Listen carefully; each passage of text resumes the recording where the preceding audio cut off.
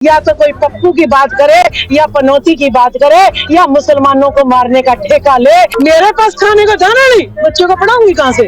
तो जज की भी परीक्षा होनी चाहिए। जब तक जिंदा है ना बीजेपी मरने देंगे ना कांग्रेस मरने देंगे। कि मोदी तो हिटलर था जिसने देश में दंगे फसाद कर दिए, तो ये देश जो है उसको जूते भी मारेगा।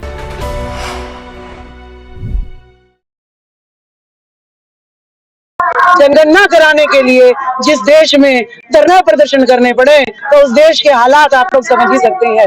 तो अहम मुद्दा बिहार के तर्ज पर पूरे देश में जातिगत जनगणना होनी चाहिए।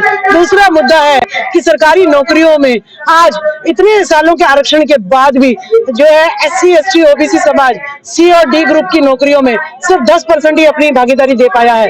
लेकिन A और B ग्रुप में जो है इंटरव्यू के नाम पर आज द्रोणाचार्य जो है आज हमारी हकमारी कर रहा है। रिटर्न तो हम क्लियर कर लेते हैं लेकिन इंटरव्यू में कम नंबर देखकर हमें निकाल दिया जाता है। लेटरल एंट्री भी ऐसे ही द्रोणाचार्य के अंगूठे काटने का काम करती है कि और उसके बाद क्रीमी लेयर देखिए, जब बिहार ने पेश किया आंकड़ा कि 10,000 कायस्थ समाज की जनसंख्या निकली, उसमें से 1,080 के करीब डॉक्टर है, इंजीनियर है और MSc किए हुए यानी साइंस और टेक्नोलॉजी से जुड़े हुए।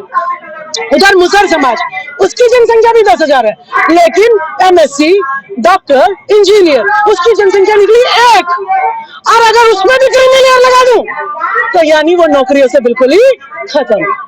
तो क्रीमी लेयर, मेरे पास खाने का दाना नहीं, बच्चों को पढ़ाऊंगी कहाँ से? मुझे तो दे दो आरक्षण। और जिसके भाई के पास पढ़ाने का पैसे है उस पर लगा दो क्रीमी लेयर। तो ये क्या है? ये द्रोणाचार्य का अंगूठा काटने वाला जो है हथियार, इंटरव्यू, लेटरल एंट्री और क्रीमी लेयर।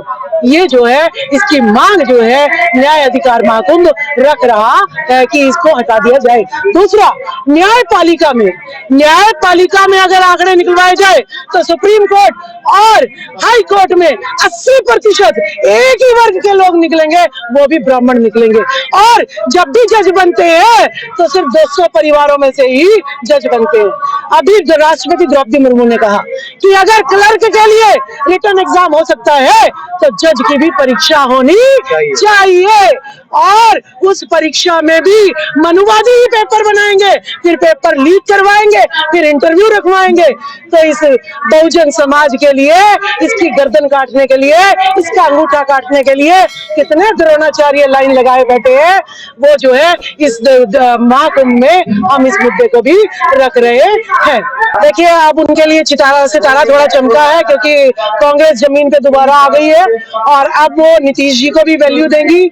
और जो है ना मुझे लगता है कि राहुल गांधी को अब जातिगत जनगणना करानी पड़ेगी अगर उन्हें जो है 2024 की रणनीति जीतनी है तो। और उन्हें OBC को टिकट भी देनी पड़ेगी, मान सम्मान देना पड़ेगा।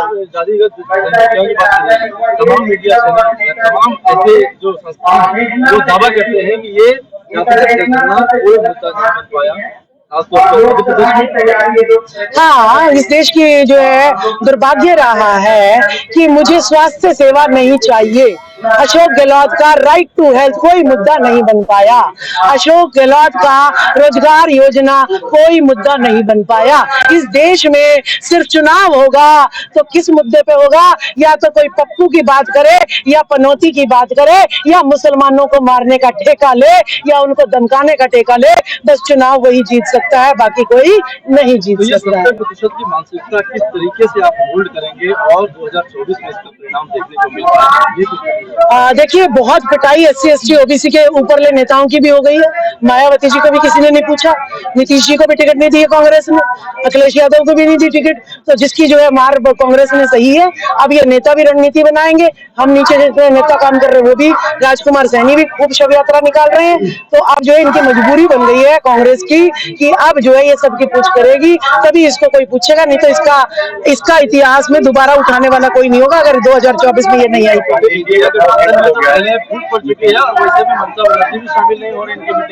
अब देखिए अब ये जो है ना, मैं आपको बता दूं, सिक्के के दो ही पहलू देश में चल रहे हैं। मनुवादी कांग्रेस चला रहे हैं, मनुवादी BJP चला रहे हैं। कभी भी मनुवादी जब तक जिंदा है, ना बीजेपी मरने देंगे ना कांग्रेस मरने देंगे। चाहे कितना ही नीतीश जी कर लें, चाहे कितना ही मायावती कर ले, और ममता बनर्जी भी उन्हीं की है और अरविंद केजरीवाल भी उन्हीं का ही है। सारे एक ही थाली के चट्टे बट्टे हैं। तो फिर ये इतनी बड़ी लड़ाई कैसे लड़ेंगे आप? देखिए, जब महात्मा ज्योतिबा फुले ने, जब जहाँ शिक्षा औरतों के लिए शिक्षा के लिए एक स्कूल नहीं था, उन्होंने हार नहीं मानी, अपनी जिंदगी में 18 स्कूल खोल दिए। अब तो पता नहीं कितने ज्योतिबा फुले घूम रहे। तो लड़ाई बहुत आसान है, लड़ाई लड़ते रहेंगे। तो ये कहा जा रहा है कि मोदी की गारंटी जो है वही सबसे बड़ी गारंटी है। अच्छा, और ये मुद्दा पूरा चल चुका है, आपने देख लिया। देखिए, वो टाइम जो है इंदिरा गांधी का भी बहुत तगड़ा आया था। 55 साल इस देश ने गांधी परिवार को ढोया, ठीक है। कह रहे थे कोई विकल्प नहीं है, ठीक है। अभी थोड़ा समय और रुक जाओ, विकल्प तो इतने तगड़े हैं, नॉट फाउंड सुटेबल। ये ओबीसी SC ST पे हमेशा टैग लगा है और हमेशा लगाते रहे हैं, लेकिन ये SC ST OBC है जो इस देश का निर्माण सुई से लेके जहाज तक करता है। तो ये आएगा और अपने आप कहेंगे कि मोदी तो हिटलर था, जिसने देश में दंगे फसाद कर दिए, जिसने देश में बेरोजगारी फैला दी, जिसने देश में अमीरी और गरीबी का जो है खाई खोद दी। तो ये देश जो है उसको जूते भी मारेगा। यदि आपको हमारी वीडियो पसंद आ रही है तो जल्दी से इस चैनल को सब्सक्राइब कर दीजिए, साथ ही बेल आइकन को दबा दीजिए ताकि सारी खबरें आपको सबसे पहले मिल सके। धन्यवाद।